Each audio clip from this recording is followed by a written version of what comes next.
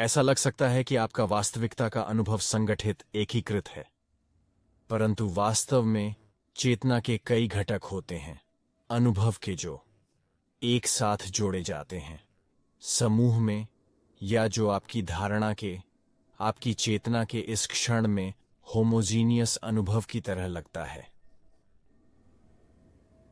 स्मृति 3, संवेदी फिल्टरों की प्रक्रिया। आंतरिक कथन, शायद आंतरिक चित्र।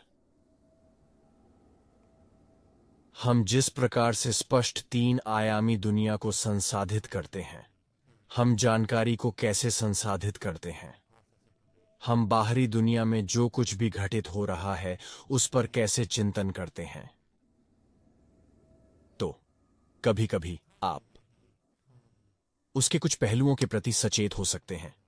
शायद आप अपने अनुभव के एक घटक, जैसे कि आंतरिक कथा, के प्रति सचेत हो जाते हैं। और यह मूल्यवान हो सकता है, यह व्यावहारिक हो सकता है जब यह आता है जांच करने के लिए कि आप कौन और क्या हैं, या अनुभव की प्रकृति या वास्तविकता की प्रकृति। उदाहरण के लिए, स्पष्ट रूप से जागरूक होना शुरू करना या सीधे जागरूक होना, उस तरीके से जिससे हम वास्तविकता से पीछे हटते हैं, जाहिर है। जब हम विचारों के साथ पहचाने जाते हैं, जिस तरह से हम न्याय करते हैं, अनुभवों की तुलना करते हैं, जिस तरह से हम वर्तमान अनुभव या जो हम वर्तमान अनुभव के रूप में देख रहे हैं उसकी तुलना स्मृति से करते हैं। ये सभी मन की गतिविधियां, जब हम उनके साथ पहचाने जाते हैं, जब हम उनमें उलझे होते हैं या उनमें फंसे होते हैं, बहुत वास्तविक, बहुत ठोस लगती हैं। लेकिन जब हम उनकी सीधे तौर पर जांच करते हैं, जब हम पूछताछ शुरू करते हैं, हम यह जानने की कोशिश करते हैं कि उस कहानी का स्वरूप क्या है, वह कितनी वास्तविक है, वह कहानी को कौन या क्या महसूस कर रहा है, और उस कहानी का स्वरूप या उस कहानी का वाहक क्या है, वह वाहन क्या है, विचार स्वयं का स्वरूप क्या है, चेतना की प्रकृति क्या है जो विचारों को प्रकाशित करती है, जो अक्सर मुझे या मैं जैसा महसूस होता है, उसकी प्रकृति क्या है। और हम सीधे उसे जांचना शुरू करते हैं, संकल्पनात्मक रूप से नहीं, अन्य विचारों को जोड़कर नहीं, बल्कि सीधे विचारों की प्रकृति की जांच करके। तो यह बहुत मूल्यवान हो सकता है, बहुत शक्तिशाली, और यह एक पहचान में बदलाव भी ला सकता है जिसे हम जागृति कहते हैं, जो कि एक बहुत गहरा बदलाव है, अनुभव में एक बहुत मूलभूत बदलाव है। लेकिन यह एकमात्र परिवर्तन नहीं है, इसके बाद भी आमतौर पर कई अन्य परिवर्तन आते हैं। अब इस संदेश का मुद्दा, इस वीडियो का विशेष रूप से, क्योंकि मेरे पास बहुत सारी सामग्री है, पहले से ही जागरूकता पर, जांच की प्रक्रिया पर, विचारों की प्रकृति में, और उस आंतरिक संवाद या उस आंतरिक कथा में जांच करने पर, निर्णयों, विश्वासों, स्मृतियों आदि की ओर। तो आप उसे संदर्भित कर सकते हैं अगर आप इच्छुक हैं। लेकिन इसका मुद्दा वह नहीं है। इसका मुद्दा यह है कि केवल यह स्पष्ट करना कि पूरी व्यवस्था, हमारे प्रतीत होने वाले चेतना अनुभव के घटकों का समूह, इस समय का अनुभव, आत्मचिंतन का, स्मृति का, वे अकेले नहीं हैं शहर में। कहने का तात्पर्य है, इसका अर्थ है कि आपके अनुभव में अभी कुछ ऐसा है जो सिर्फ वह नहीं है, वह कुछ और ही है। वह कुछ है। मूल रूप से इसके बारे में बात करना असंभव है, एकदम सही तरीके से या एक सटीक तरीके से, पर मैं इसे सटीक तरीकों से इंगित कर सकता हूं। मैं इसे बताने का तरीका यह है कि मैं आपको बताऊं कि यह क्या नहीं है। मैं इसे इंगित करने का दूसरा तरीका यह है कि आपको इसकी अंतर्ज्ञान का एहसास दिलाऊं। यह अंतर्ज्ञान इतना सूक्ष्म हो सकता है कि यह चेतना के स्तर से भी नीचे हो, लेकिन इसका यह मतलब नहीं है कि यह महत्वपूर्ण नहीं है, इसका यह मतलब नहीं है कि यह वहां नहीं है। तो मोटे तौर पर कहें, या एक व्यापक, निष्पक्ष दृष्टिकोण से देखें तो, जिसके बारे में मैं बात कर रहा हूं, हम किसी न किसी स्तर पर अक्सर आध्यात्मिक दुनिया में लगे रहते हैं, या शायद हम नहीं रहते। शायद हम किसी प्रकार की सीधी खोज में लगे होते हैं, हमारी मनोविज्ञान की, हमारी आंतरिक प्रक्रिया की, जैसा कि मैं पहले बात कर रहा था। लेकिन हम वास्तव में आध्यात्मिकता में रुचि नहीं रखते हैं, या शायद जीवन को समझने के हमारे तरीके में इतना बड़ा व्यवधान होता है कि हमें मजबूर होना पड़ता है कि क्या पैराडाइग्म्स, वो समूह अनुभवों और आंतरिक प्रक्रियाओं का, जिन्हें हम वास्तविक, ठोस, निरंतर मानते हैं। हम सवाल करते हैं व्यवधान के कारण कि वह कितना वास्तविक है, क्या वह बिल्कुल भी मौजूद है?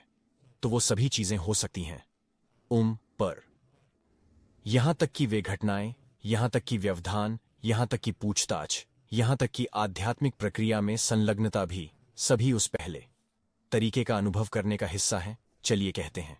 या वह पहला पहलू आपके अनुभव का जिसके बारे में मैं इस वीडियो की शुरुआत में बात कर रहा हूं, वह दूसरा पहलू अनुभव का जिसके बारे में मैं बात कर रहा हूं, वह पूरी तरह से परिभाषित नहीं किया जा सकता, सटीक रूप से वर्णित नहीं किया जा सकता।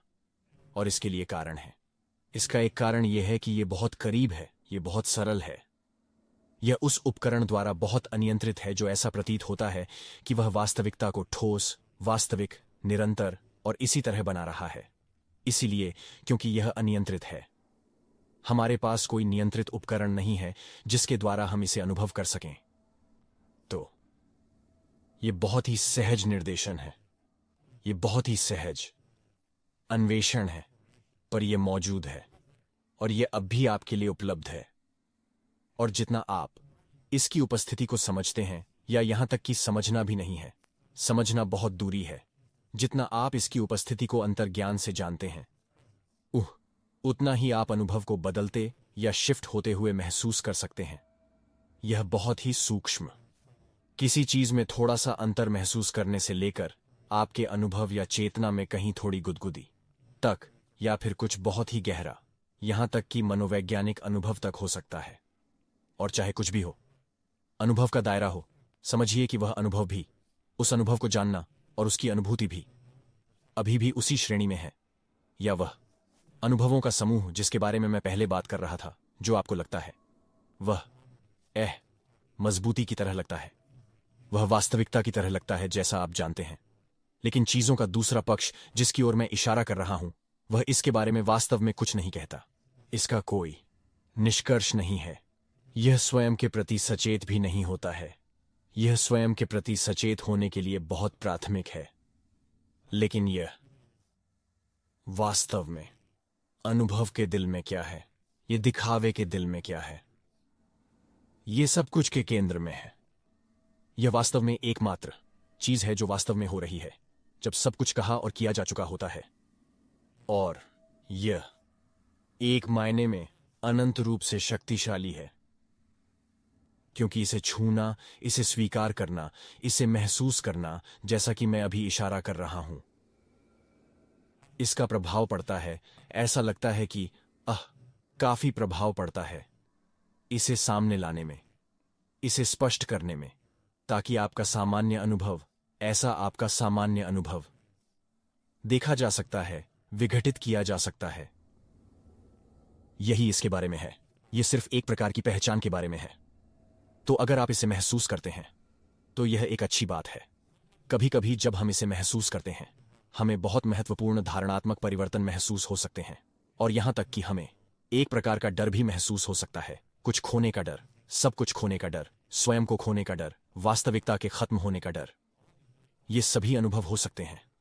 और फिर भी यह सत्य जिसकी मैं और इशारा कर रहा हूं, यह जीवंत सत्य जो अनिर्वचनीय है, उसे इससे कोई फर्क नहीं पड़ता।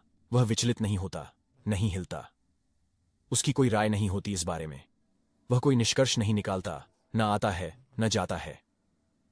यह कभी पैदा नहीं हुआ और यह कभी मरने वाला नहीं है। यह बस वहां है, यह बस यहां है, यह बस ये सब है।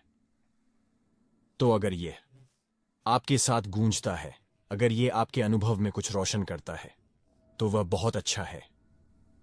अपने आप को इसकी ओर मुड़ने की अनुमति दें, अगर आप नहीं जानते कि इसकी ओर कैसे मुड़ें, क्योंकि एक मायने में आप खुद को अनुमति नहीं दे सकते कि यह आपको पूरी तरह से अपने वश में कर ले।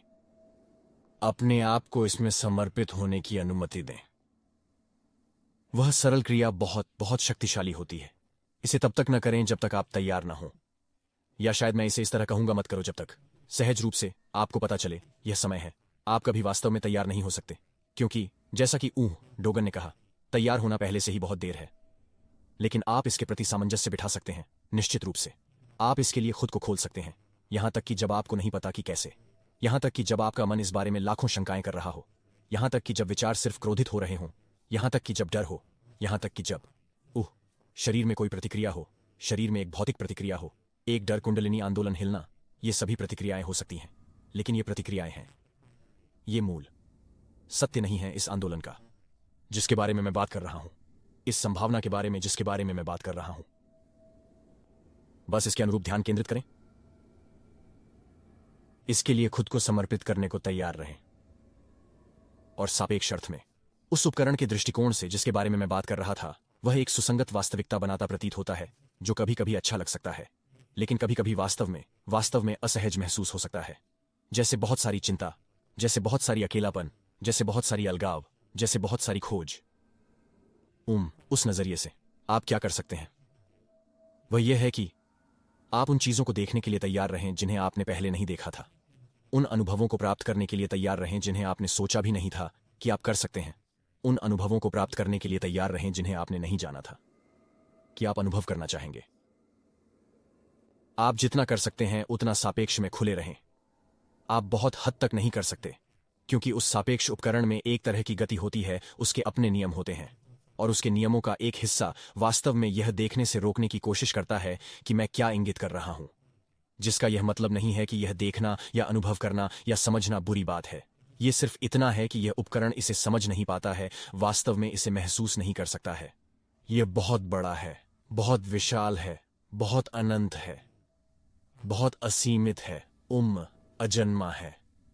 मन के लिए इसे पूरी तरह से समझ पाना तो यह काम के लिए बस गलत उपकरण है, कहने का तात्पर्य है। लेकिन समझिए, इसका हम जो यहां बात कर रहे हैं उससे हर तरह की प्रतिक्रियाएं हो सकती हैं। आपके मुड़ने से, इस खुलापन से जो मैं बात कर रहा हूं, जिसे मैं इंगित कर रहा हूं, जो आपके अनुभव में है, यह सिर्फ कुछ ऐसा नहीं है जो मैं जानता हूं, जो मैं आपको सिखा रहा हूं। अगर आप इसे उस तरह से देखते हैं तो वह एक विचार है। यह यहां है जब आप इसका जवाब देना चाहते हैं, जब आप इसकी ओर मुड़ने के लिए तैयार होते हैं।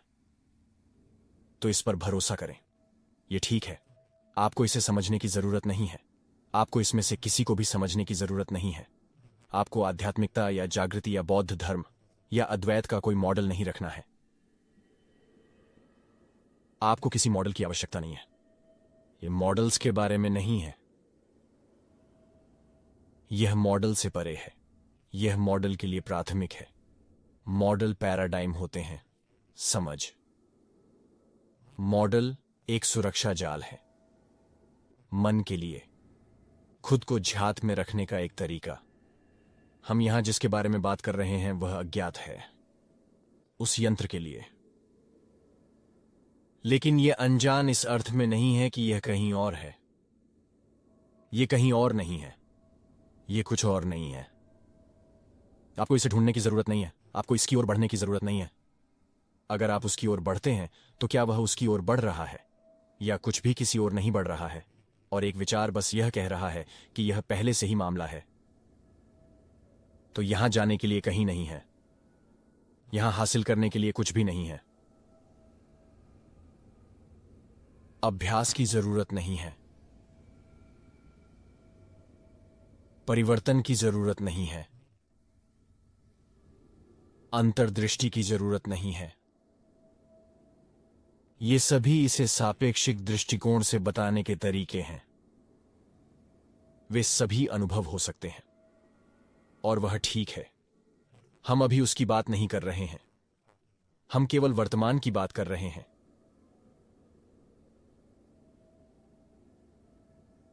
यह इंद्रिय क्षेत्रों में है। यह वह है जो आपके चेहरे के सामने है। यह आवाज है।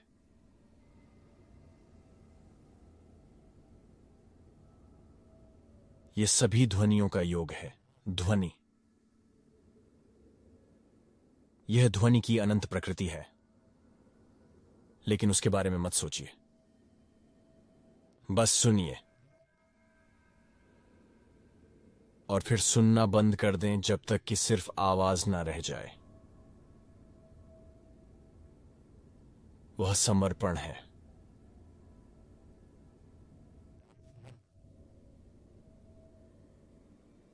या ध्यान दें कि विचार मेरी बातों के बारे में सोच रहे हैं, या मेरी बातों से ध्यान भटका रहे हैं।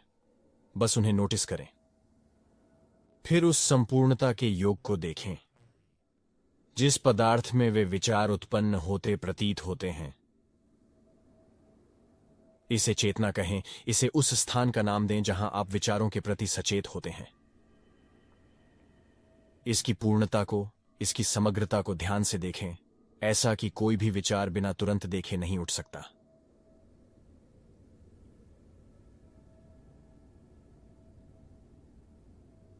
वह एचएम है। इसके अलावा अनुभव की गुणवत्ता वहां है। अनुभव की गुणवत्ता जब हम फर्क नहीं करते। अनुभव यहां है। बस यही है। जिस क्षण हम इसे समझने की कोशिश करते हैं, हम एक विचार पर विश्वास कर रहे होते हैं। जिस क्षण हम सोचते हैं कि हमारे पास यह है, हम एक विचार पर विश्वास कर रहे होते हैं। जिस क्षण हम सोचते हैं कि हमने उसे खो दिया है, हम एक विचार पर विश्वास कर रहे होते हैं।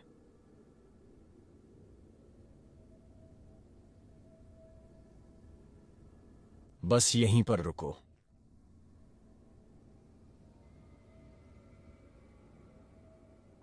यहां रुकना भी समझ में नहीं आता। यहां रुकने या जाने के लिए कुछ भी नहीं है। रुकना और जाना भी नहीं है।